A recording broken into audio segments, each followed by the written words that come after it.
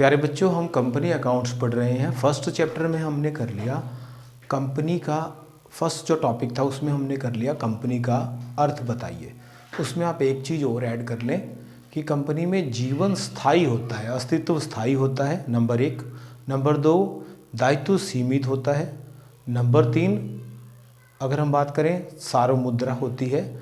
और नंबर 4 है स्वामित्व प्रबंध से अलग होता है। और नंबर 5 आप उनकी सदस्य संख्या दे सकते हैं कि निजी में जो सदस्य संख्या है कम से कम 2 और अधिकतम 200 हो सकती है, और सार्वजनिक में जो है कम से कम 7 और अधिकतम जो है असीमित हो सकती है।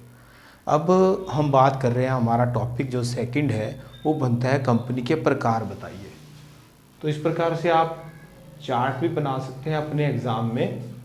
कंपनी के प्रकार, टाइप्स ऑफ कंपनीज है हमारे पास, कंपनी के प्रकार। तो 3 प्रकार के हमारे कंपनीज हो सकती हैं। असीमित दायित्व, भारत में इस प्रकार की कंपनियां नहीं पाई जाती। असीमित दायित्व आप समझ ले होता क्या है कि यदि संस्था के दायित्वों के लिए, एक नंबर में कई बार क्वेश्चन पूछ लिया जाता है, कंसेप्चुअल क्लैरिटी के लिए भी आपको आना चाहिए। संस्था के दायित्वों के लिए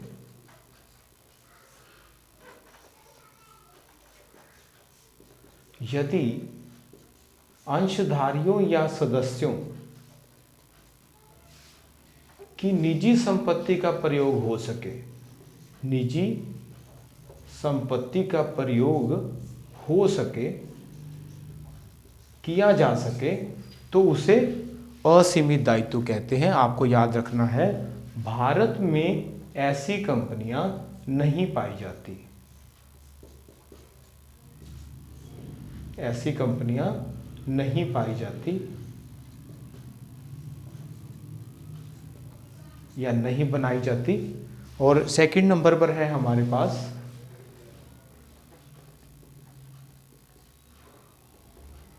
गारंटी द्वारा सीमित और अंशों द्वारा सीमित, अंशों द्वारा सीमित और गारंटी द्वारा सीमित। इन दोनों में अंशधारियों का दायित्व सीमित होता है। यहाँ पर मान लेते हैं हमारे 3 सदस्य हैं, उन्होंने 10,000 रुपये की गारंटी दी है, तो उनसे अधिकतम 10,000 रुपये ही मंगवाए जा सकते हैं। ए, बी और सी 3 अंशधारी हैं। मान लीजिए कोई निजी कंपनी है तो उनसे अधिकतम 10,000 रुपये ही मंगवाई जा सकती हैं, क्योंकि ये गारंटी द्वारा सीमित कंपनी होती है। इसमें दायित्व जो है वो 10,000 रुपये जो हमारे अंशधारी हैं, सदस्य हैं, उनके द्वारा दी गई गारंटी जितना ही हो सकता है। अब है अंशों द्वारा सीमित कंपनी। ये भी आगे 3 प्रकार की होती हैं। एक है निजी कंपनी और एक है सार्वजनिक कंपनी, इंग्लिश में बोलते हैं प्राइवेट कंपनी और पब्लिक कंपनी। और एक है ओपीसी, 1 पर्सन कंपनी या एक व्यक्ति वाली कंपनी। तो हम इनके बीच में अंतर करते हुए इनके अर्थ और विशेषताओं को भी कवर कर लेंगे। पहला अंतर है इनमें सदस्य संख्या, सदस्य संख्या। तो यहां पर जो सदस्य संख्या, पहला पॉइंट आप बना लें। निजी में सदस्य संख्या 2 से 200 हो सकती है, 2 या 200 से जो व्यक्ति हो सकते हैं, कम से कम 2, अधिक से अधिक 200। सार्वजनिक में 7 से असीमित, अर्थात कम से कम जो सदस्य होंगे, अंशधारी होंगे, वो 7 होंगे, अधिक से अधिक कितने भी हो सकते हैं।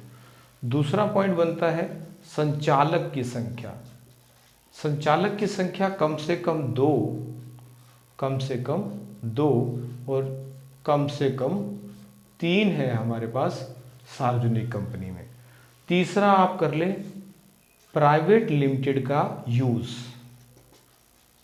तो इस कंपनी के नाम के एंड में लगेगा प्राइवेट लिमिटेड और इसके एंड में लगेगा केवल लिमिटेड शब्द का प्रयोग। एग्जाम्पल ले लेते हैं, अशोका प्राइवेट लिमिटेड, और इधर आ सकता है रिलायंस इंडस्ट्रीज लिमिटेड। तो ये एक सार्वजनिक कंपनी है और ये एक प्राइवेट कंपनी है। एक पॉइंट सबसे जरूरी यहाँ बनता है, अंशों का ट्रांसफर, अंशों का हस्तांतरण या क्रय विक्रय कर सकते नहीं। अंशधारी अपने अंशों को बाजार में बेच सकते हैं, निजी में नहीं और प्राइवेट में, सार्वजनिक में बेच सकते हैं, सॉरी प्राइवेट में नहीं बेच सकते। देखिए किसी भी प्राइवेट लिमिटेड के शेयर्स आप शेयर मार्केट में खरीद बेच नहीं सकते, आप देख सकते हैं। लेकिन नेशनल स्टॉक एक्सचेंज में या बॉम्बे स्टॉक एक्सचेंज में आप रिलायंस इंडस्ट्रीज लिमिटेड है, इसी तरह स्टील अथॉरिटी इंडिया लिमिटेड है, इनके शेयर कभी भी खरीद और बेच सकते हैं।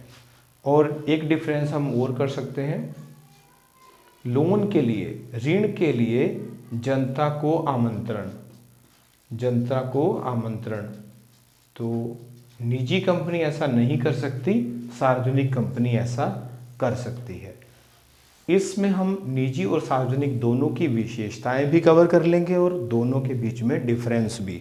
तो एक तरह से 3 टॉपिक हम यहाँ पर कवर कर रहे हैं। और 1% कंपनी, जिसमें इसका अर्थ कि इसमें एक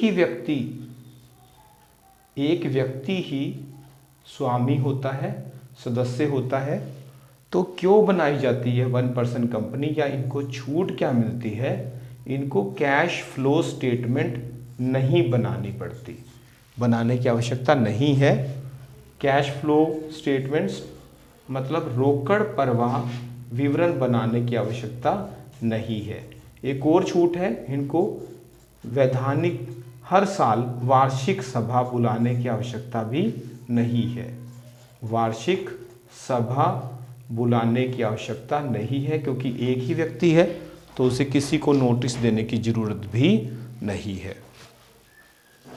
इसके बाद हम क्या करेंगे इसमें कि जो कब इनका कंपल्सरी इनको ट्रांसफ़र कर दिया जाएगा, इसको 1% कंपनी स्टेटस कैंसिल कर दिया जाएगा यदि इसकी औसत बिक्री, पिछले 3 सालों का औसत ले लेंगे, वो 2 करोड़ रुपए से अधिक हो जाए तो उसे कैंसिल कर दिया जाएगा, या इनकी चुकता पूंजी 50 लाख रुपए से अधिक हो जाए तो इस केस में हम 1% कंपनी को जो है कन्वर्ट कर देंगे दूसरी कंपनी में।